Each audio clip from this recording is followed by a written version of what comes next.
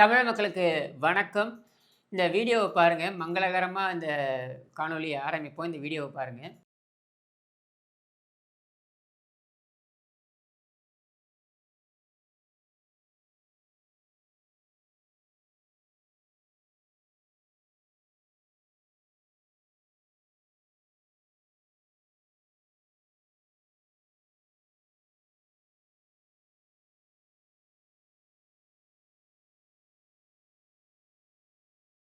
பார்த்துட்டீங்களா? இது என்ன தெரியுமா?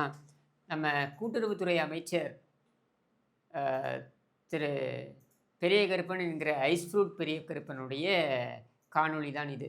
ஐஸ் ஃப்ரூட் பெரிய கருப்பனுடைய காணொளி அப்படின்ற உடனே நீங்க பயந்துராதீங்க. நீங்க அதனால தான் வீடியோவ முதல்ல போட்டுட்டேன். ஏன்னா அதுக்கப்புறம் நீங்க தெரிஞ்சுக்கணுன்றதுனால தான். ஏன்னா இதுக்கு முன்னாடி ஐஸ் ஃப்ரூட் பெரிய கருப்பனுடைய ஒரு வீடியோ வெளிவந்து அது மிகப்பெரிய பரபரப்பானது. அது என்னன்றது உங்களுக்கெல்லாம் தெரியும்.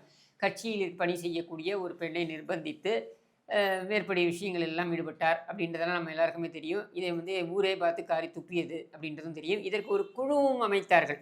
அந்த குழு தலைமை யார் அப்படின்னு பார்த்தீங்கன்னாக்கா, நம்ம கனிமொழி அவர்களுடைய தலைமையில தான் ஒரு குழு அமைத்தார்கள். இது விசாரித்து ஒரு தீர்ப்பை சொல்லும் அப்படின்னு சொல்லிட்டு. இதை விசாரிக்கிறதுக்கு என்ன இருக்கு? அதுதான் வீடியோல எல்லாம் அம்பலமாயிடுச்சே. அப்படின்னாலும் கூட அதை வந்து விசாரிப்போம்னு ஒரு குழு அமைக்கப்பட்டு, இவர் ஸ்டாலின் தான் தடுக்கி விழுந்தா குழு அமைப்பார் இல்லையா? அந்த காலத்துலயும் அதே மாரி ஒரு குழு அமைக்கப்பட்டு, அப்ப கருணாநிதி இருந்தாருன்னு நெனைக்கிறேன்.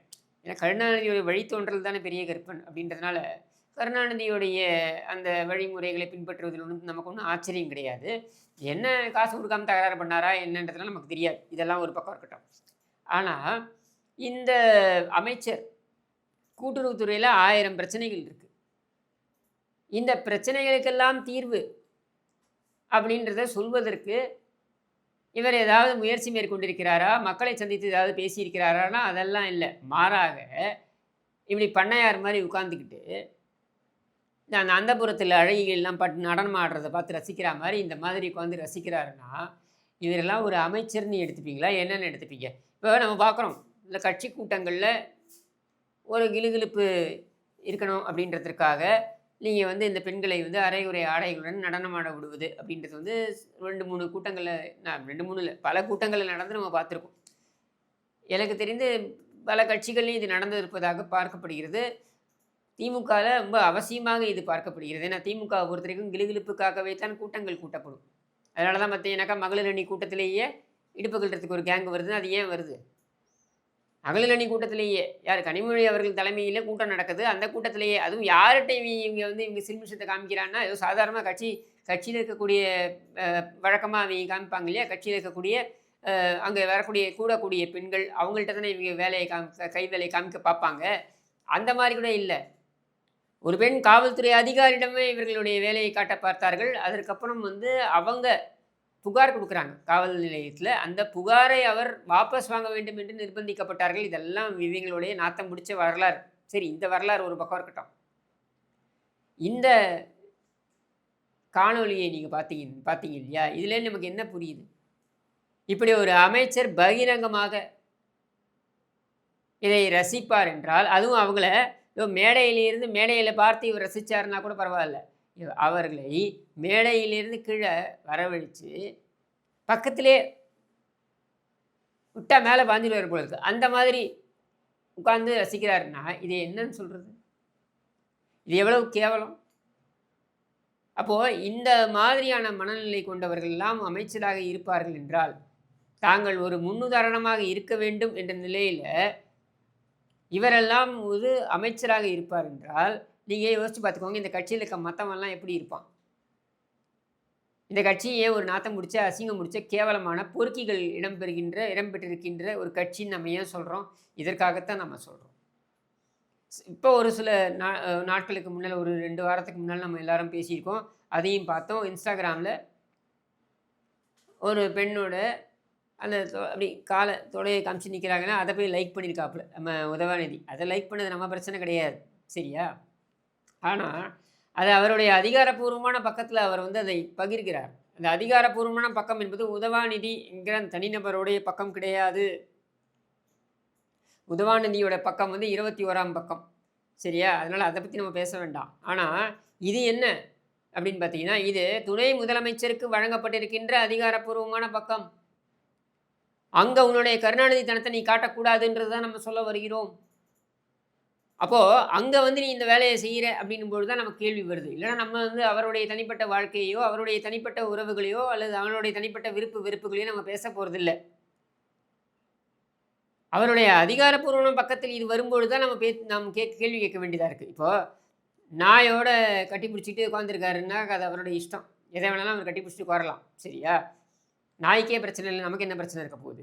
ஆனால் இங்கே கேள்வி என்னென்னா, அதை நீ உன்னுடைய துணை முதலமைச்சருடைய அதிகாரப்பூர்வமான பக்கத்தில் நீ போடும்பொழுது, அதுவும் என்ன நாட்டில் மிகப்பெரிய பிரச்சனைகள் இங்கே நடந்து கொண்டிருக்கும் பொழுது, தமிழகத்தில் நெல் கொள்முதல் இல்லாமல் விவசாயிகள் எல்லாம் தவிச்சுக்கிட்டு இருக்காங்க.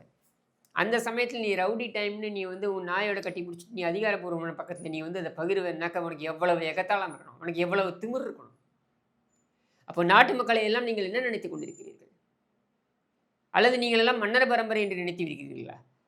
உங்களை வந்து 5 ஆண்டுகள் நீங்கள் நிர்வகிப்பதற்காக உங்களை அனுப்பி வைத்திருக்கிறார்கள். எதற்காக என்னவென்று அனுப்பி வைத்திருக்கிறார்கள்? மக்களுடைய சேவகர்களாக அனுப்பி வைத்திருக்கிறார்கள். ஆனால் நீங்கள் என்ன செய்து கொண்டிருக்கிறீர்கள்?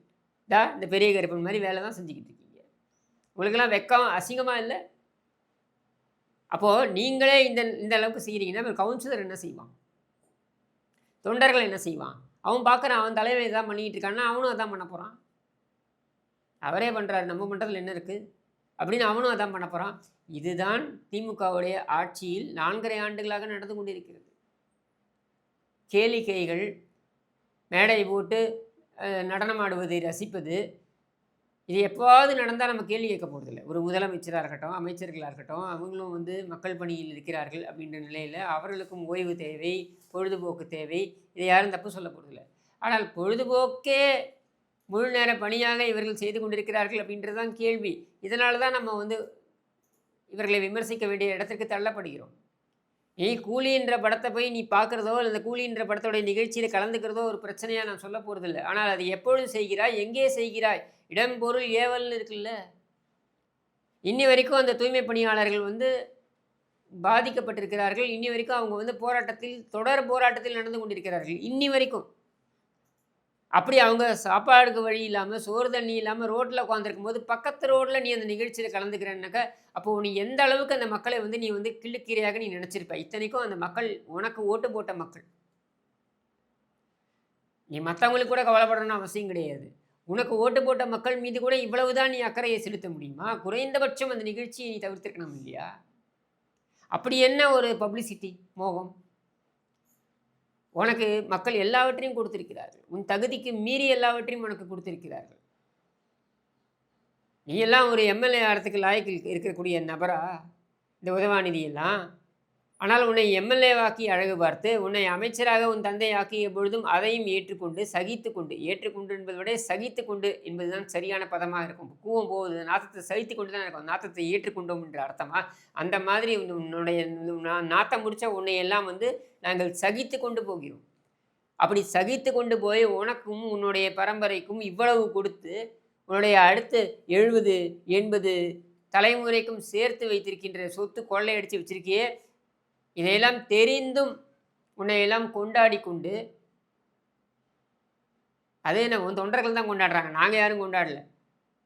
நீ வந்து அந்த அதிகாரிகளோட அந்த சூப்பர்வைசன் போகிறேன் அப்படின்ட்டு வர, மக்கள் மீது கொஞ்சம் கூட மரியாதை கிடையாது. கூச்ச நாச்சமே இல்லாமல் ஒரு ஷார்ட்ஸை மாட்டிக்கிட்டு வர, இவ்வளவுதான் நீ மக்கள் மீது வைத்திருக்கின்ற அக்கறையா அப்படின்ற கேள்வி வரும்ல. உன்னுடைய வீட்டு நல்ல ஒரு சுப நிகழ்ச்சி நடக்குது, உன் வீட்டில் அப்படி போய் நிற்பியா நீ? அவரும் நானும்னு ஒரு புக்கு ஒன்று மூக்காமுத்து செத்து போய் 2வது நாள் வெளியிட்டாங்கல்ல அவங்க அம்மா, அந்த மேடைக்கு ஷார்ட்ஸ் போட்டுன்னு போனியா நீ? இல்லைல்ல. மக்களுடைய பிரச்சனை அதை பார்ப்பதற்கு அதிகாரிகள் எல்லாம் வராங்க, நீ மேற்பார்வை செய்வதற்கு நீ போறேன்னும் பொழுது நீ ஷார்ட்ஸ் போட்டு வரையே, நீ எந்த அளவுக்கு மக்களை நீ எடை போட்டிருப்ப? இன்றைக்கு இந்த உதவாநிதிகளும் பெரிய கருப்பனுங்களும் தான் நமக்கு வைத்திருக்கின்ற அமைச்சர்கள் என்று நினைக்கும் பொழுது நாம வெக்கி தலைகுனிய வேண்டும். இவர்களையெல்லாம் நம்பி 8 கோடி மக்கள் தங்களுடைய எதிர்காலத்தை, தங்களுடைய வாழ்வாதாரத்தை ஒப்படைத்திருக்கிறார்கள் என்று நினைக்கும் பொழுது நிஜமாவே உள்ளபடியே வெக்கமாக இருக்குது, ஆதங்கமாகவும் இருக்குது. என்ன இதெல்லாம் இன்னும் ஒரு 4 மாதங்கள் தான் இந்த கூத்தெல்லாம் அப்படின்னாலும் கூட, இத்தனை ஆண்டுகள் நம்ம இதை சகிச்சிருந்துருக்கோம் பாருங்க. அதை நினைத்தா எனக்கு பிரமிப்பாகவும் இருக்குது. எப்படி இந்த மக்களுக்கு இப்படி ஒரு சகிப்புத்தன்மை? இந்த கன்றாவியெல்லாம் எப்படி சகிச்சுட்டு போகிறாங்க அப்படின்னு என்னால் நினச்சி கூட பார்க்க முடியல. இப்படியான ஜீர்ணிக்க முடியாத விஷயங்கள் எல்லாம் திமுக ஆட்சியில்தான் அது பட்டவர்த்தனமாக நடக்கும். எல்லா ஆட்சியிலையும் பிரச்சனைகள் இருக்குது, எல்லா ஆட்சியிலையும் குறைகள் இருக்குது. ஆனால் பட்டவர்த்தனமாக துணிச்சலா நான் இப்படித்தான் செய்வேன் என்று செய்கிறது இருக்கு இல்லையா, அதை திமுக தான் அதில் கை தேர்ந்தவர்கள், பிஹெச்டி பட்டம் வாங்கியவர்கள். இந்த பெரிய கருப்பன் போன்றவர்கள் அதிகப்படியான வாக்குகள் வித்தியாசத்தில் வெற்றி பெறுகிறார்கள் அப்படின்றது ஒரு பக்கம். ஆனால் இவர்கள் அமைச்சரவையில் என்ன கிழித்திருப்பார்கள் அப்படின்றத உங்களுடைய பார்வைக்கே விட்டு விடைபெறுகிறேன். நன்றி, வணக்கம்.